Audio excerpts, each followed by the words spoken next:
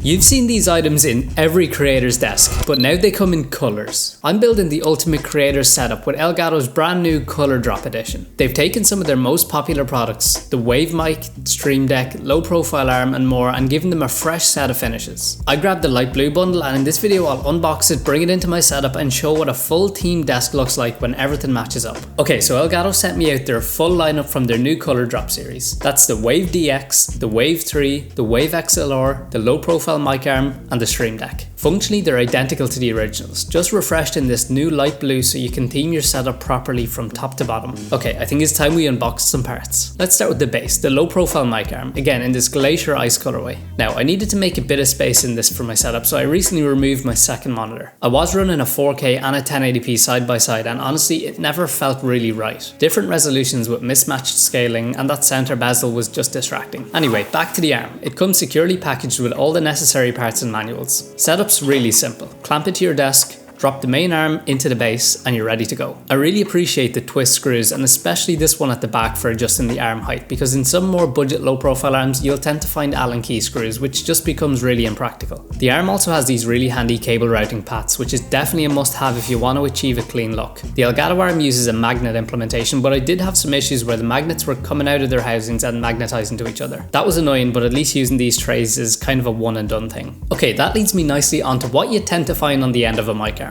The mic. I've got two choices here, the Wave 3 and the Wave DX. Let's start by taking a look at the Wave 3, a premium microphone coming in at $150 at the time of recording. It uses a cardioid pickup pattern, which basically means it's designed to capture sound from the front while rejecting background noise from the sides and the rear. That makes it great for streaming, podcasting or voiceovers like this one. And on the back we can see it's got USB-C connectivity alongside that 3.5mm headphone jack. Flipping it around, it's got a single dial on the front with heavy tactile bumps that allow you to cycle between microphone, headphone and your mix control. Up top there's a mute touch button, and it's really sensitive to the touch, which is pretty cool. The dial ring will also go red so you can easily tell when you're on mute. Overall I think it's a really good looking mic with that steel mesh grille, and in the Glacier Ice theme, yeah, I'm a big fan. It is possible to mount to the low profile arm, and here's what that looks like, but for now I'm going to keep it on its own sturdy stand. Here's a couple examples of the raw sound output from the Wave 3. Okay, so yeah, this is a completely unfiltered, unedited clip of the Elgato Wave 3.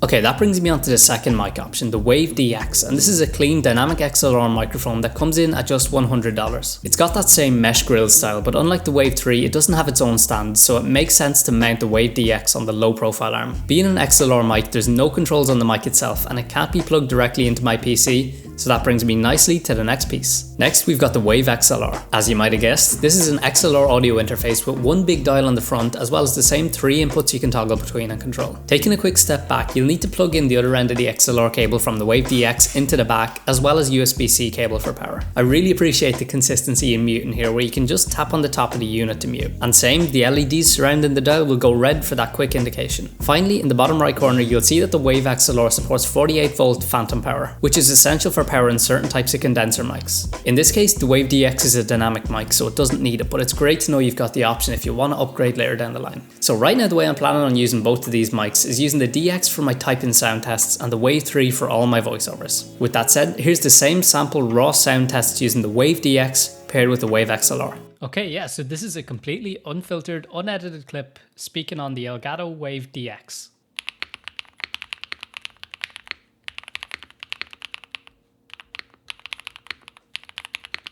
Okay, and for the final and maybe most exciting item, we've got the Stream Deck, and how good does it look in this blue colorway? I'm pretty sure you guys know exactly what this device is for, but in case you didn't, it allows you to bind all sorts of actions to these clean, clear buttons. This size variant has 15 programmable buttons that you can program across several layers, so the possibilities are absolutely endless. Some of the simple uses I've got here are for launching various apps relevant to my content creation, like DaVinci Resolve, Lightroom and Photoshop. I've also got my social channels linked here for quick access, and hey, if you haven't already, hit that subscribe button. But if you're a streamer, you could bind things like OBS, whether that be to launch the app or scene switching within, not to mention chat controls and muting. If you guys have any other recommendations for what I should add to my Stream Deck, make sure to let me know in the comments below. Alright, here's the full desk setup put together with the Glacier Ice colorway. Everything looks cohesive, but what's cool is how it actually works together in a real setup. The low profile arm tucks away behind my monitor without booming over the whole desk, and I can even push it all the way behind if I really want. want. The Wave 3 is my daily driver for voiceovers, and with the portability of the stand, I can move it around freely and get a bunch of different shot types. The Wave DX and XLR combo gives me that extra pro feeling from my typing sound tests, since my channel is so heavily focused on keyboards. And the Stream Deck, well, it's pretty much the hub. So yeah, this video isn't just about the colour, but also about building a desk that feels unified both in looks and in function. Now,